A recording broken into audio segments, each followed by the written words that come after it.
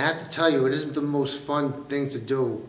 It's actually pretty embarrassing sometimes. I mean, to pull up to somebody's house and have to pick up stuff out of their trash is kind of degrading. But I really don't have much of a social life as it is, so I don't have to go around telling that to people. I'm telling it to you because you want to hear about it. Providence is truly the only thing this city does not have. This is like where hope and creativity come to die, is the way I see it. You know, I just can't stay in Providence to live. So I am where I am. Basically, I had enough money at one time. I was having some type of problem. I tried to explain to her what was going on in my life at the time, and she did not support me at all. And anything I was trying to do, I had to work on that by myself. And I didn't have any problem. I mean, it just would have been nice to have someone to try and understand what I was going through, so they could help me deal with things. I should have seen the divorce coming, but I'm not happy to be divorced. I actually looked forward to being one of those people that was married for a long, long time. I actually still get along with my ex-wife. You know, we talk. We're not very friendly. You know, we deal with each other as we have to. She's with a guy right now that lives with her and my kids. Not too happy about that. Girls, it's a whole different thing, you know. They need a stable male in their life. And when I was using drugs, I wasn't stable. But I came in, I looked at my daughter. She had these big blue eyes, and I just looked at my ex-wife, my wife at the time, and she looked so worried. And I just said, that's it. I'm done with all of that shit. And I stopped. I guess about 4 years ago, and my ex-wife moved to Florida one day. I went to pick my kids up for visitation, and her apartment was empty. And I called around. I finally got a hold of her on the phone, and I said, well, where are you? And she said, I'm in Florida. And so I knew right then and there I wasn't going to have, regular contact with my kids. And so for now for me to see them, I have to come up with money because I don't have any. I had to sell my house. I took a $60,000 loss in equity, cash. I lost cash when I sold that house. That's like having somebody come up to you with a bat and smash you in the face with it. It's like the same thing. The thing about it is I was really close to my kids. I stayed home for 7 years and raised them. I just didn't know how to deal with it. There was nothing I could do. I didn't have money for a lawyer. I wanted to fly right down to Florida, and just move down there, but I did not have enough money. So where was I going to live? In a tent. So I can't get a regular job. People will not hire me. I have some disability. It's not enough for the government to give me money and get the Social Security. If I'd gotten Social Security, I would have been able to keep my house.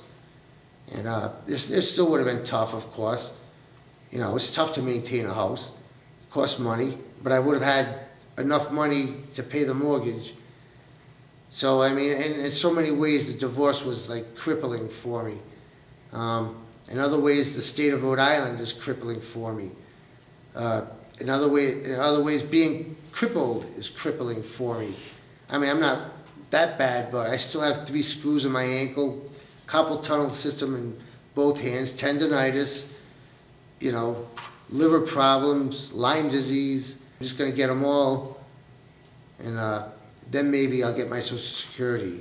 So I was saying, I mean, to go into Social Security and see Hispanic people there filing some type of claim and probably getting it, it may sound racist, but it isn't. I mean, a lot of the people in there are Hispanic, they don't speak English, and they are walking out of that building with some type of benefit from the government. And of course, there are people of all kinds in there. It's not just Hispanics, there are all kinds, but it's just, some of these people haven't even been in the country for, 4 years, 3 years, and they haven't been paying into the system for a long time. Whereas I've been working since I was 12. But it's just not a fun place. I am not where I want to be in my life. I don't look at being, I'm almost 50. I don't look at being a 50-year-old scrap collector. I shouldn't have to be doing this. But I feel like this is what I've been relegated to by, whoever. I could just go say the powers that be. I don't want to do it. I wish I could do something else. I do stand-up comedy. I don't see any money coming out of that. my goal is to get out of debt. Credit card, medical bills, child support, back rent for my mom. People throw away and consider worthless is in fact valuable. It's amazing what you find in dumpsters. It really is. I haven't found a body yet, and I wouldn't tell you if I did, but you know, it's just truly amazing what people, Americans, throw away. I make some money just pulling stuff out and reselling it, but you know, every day I go into a dumpster. Every day, and somebody comes up to me and says, "Hey, pal, get out," and they treat me like I'm some subhuman. You know, I just don't have any right to exist because I drive a beat-up old truck. I'm filthy, but you know, people have their attitudes. That's them. Me, I have my business to take care of, and that is to make money that day. You know, I can't not put metal in my truck wherever it comes from. I won't go on people's property. If I see, I don't care what I see on their property, I will not go there unless I have permission. If it's on their sidewalk, I will get out and get that. But if it's back in the driveway, I won't touch it. It's just respect, you know, just respect for these people and their property. Because most of the time I am on private property. But most people are good about it. This past winter, before Christmas, my goal was to save enough money to buy Christmas presents and have traveling money to go to Florida. And I did it. More embarrassing is driving around on trash day and pulling up to somebody's house and picking trash out of their front yard. Because first of all, people don't really want you going through their trash, so that kind of angers some people. You know, they look at it and it's like, oh, look at the bum. You know, look at that bum in front of the house. He's just a hobo. I just have to worry about gung-ho style police pulling me over to give me tickets for defective equipment, because that's, you know, $50 here, $80 there, and that just, you know, it just sucks profits away. Of course, I have bills, and I really, as much as it's part of life, I hate taking the money in this hand and handing it out with my other hand. It's like I like to keep that money and save it. But if I know if I go out there every day, you know, bite the bullet, doesn't matter, cold weather, people's attitudes, it doesn't matter. Picking it up, and I looked up and I noticed in the house, which was set back from the road, there were three pretty girls, standing there giggling and laughing. It's like, oh, you must be so embarrassed and stuff, and I just sheepishly smiled, hi, you know, and then I don't care.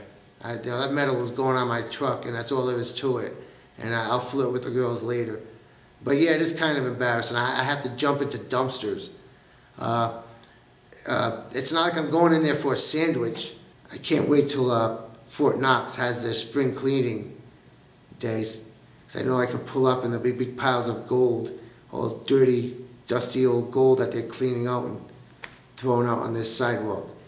Because actually spring cleaning for trash pickers is the busiest time of the year. That's when everybody pulls their metal out, or whatever it is, old washing machines, dryers, bikes, lawnmowers, and it goes in front of their house. And you know, that's when you can make $200, $300 a day. You know, it does happen.